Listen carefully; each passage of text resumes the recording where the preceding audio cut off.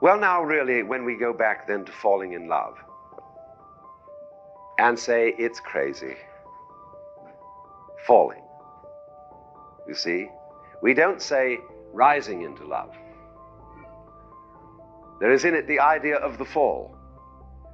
And it goes back, as a matter of fact, to extremely fundamental things. That there is always a curious tie at some point between the fall and the creation. Taking this ghastly risk is the condition of there being life. You see, for all, the life is an act of faith and an act of gamble. The moment you take a step, you do so on an act of faith because you don't really know that the floor is not going to give under your feet. The moment you take a journey, what an act of faith. The moment you enter into any kind of human undertaking and relationship, what an act of faith. See, you've given yourself up. But this is the most powerful thing that can be done. Surrender. See, and love is an act of surrender to another person. Total abandonment. I give myself to you. Take me. Do anything you like with me. See? So, that's quite mad, because you see, it's letting things get out of control. All sensible people keep things in control. Watch it, watch it, watch it. Security, vigilance, watch it. Police, watch it. Guards, watch it. Who's going to watch the guards? So, actually, therefore, the course of wisdom, what is really sensible, is to let go, is to commit oneself, to give oneself up, and that's quite mad. So we come to the strange conclusion that in madness lies sanity. We know that from time to time there arise among human beings people who seem to exude love as naturally as the sun gives out heat. We would like to be like that, and by and large, man's religions are attempts to cultivate that same power in ordinary people. But unfortunately, they normally go about this task as one would attempt to make the tail wag the dog. I remember when I was a small boy in school, I was enormously interested in being able to do my schoolwork properly.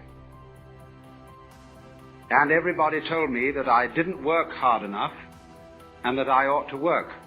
I had an intense desire to do this, but when I asked, "How do you work?" everybody shut up like a clam. So I was extremely puzzled, but there were teachers who apparently knew how to work and had attained considerable heights of scholarship, and I admired them very much for their attainments. And so I thought that maybe I could learn the secret by copying their mannerisms. I would imitate the style of handwriting that they used. I would use the same kind of pen. I would affect the same mannerisms of speech and gesture, and insofar as I could get around the school uniform, even of clothing. I must assure you this, of course, was a private school in England, not a public school in America. But none of this revealed the secret, because I was, as it were, copying the outward symptoms and knew nothing of the inner fountain of being able to work. And exactly the same thing is true in the case of people who love. When we study the behavior of people who have the power of love within them, we can catalogue how they behave in various situations, and out of this catalogue formulate some rules. One of the peculiar things we notice about people who have this astonishing universal love is that they are apt, but not always so, but they are apt very often to play it rather cool on sexual love. The reason for this is, generally speaking, unknown to preachers, but it is because an erotic relationship with the external world operates, so far as they're concerned, between that world and every single nerve ending. Their whole organism, in all its aspects, physical, psychological, and spiritual, is an erogenous zone.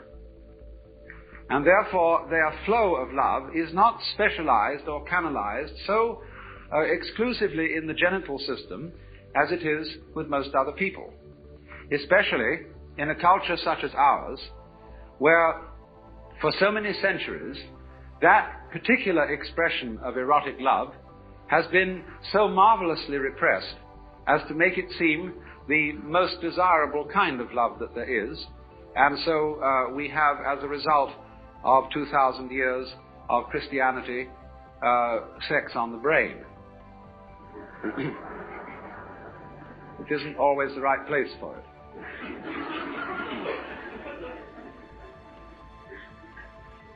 Of course, also, people who exude love are apt to give things away.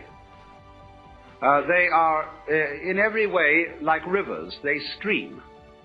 And so when they collect possessions and things that they like, they are apt to give them to other people, because if you ever notice that when you start giving things away, you keep getting more. In the same way as you empty you create a vacuum, nature abhors a vacuum, and more flows in.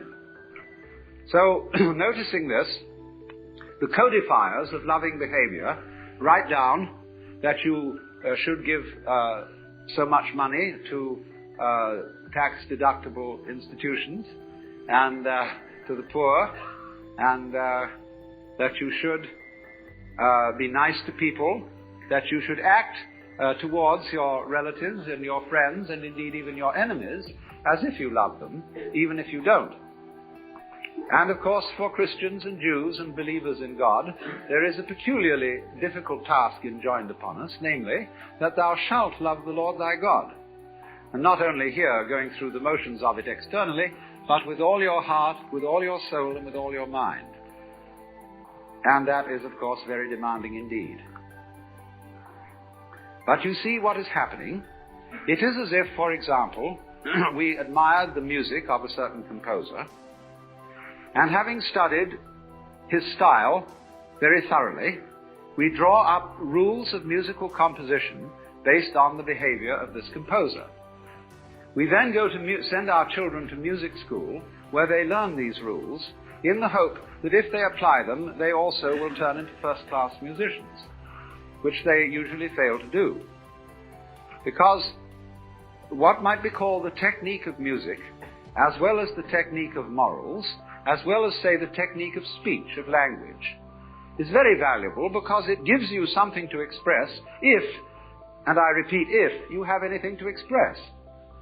But if you don't have anything to say, not even the greatest mastery of English will stand you in good stead, unless you can manage to fool your listeners by talking beautiful nonsense and make it sound profound. Now, so the question and the puzzle remains. You cannot imitate this thing. There is no way of getting it, and yet it is absolutely essential that we have it. Because, obviously, the human race is not going to flourish harmoniously unless we are enabled to love each other. But the question is, how do you get it?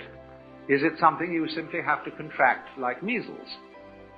Or is, as theologians say, is it a gift of divine grace, which somehow is dished out to some but not to others?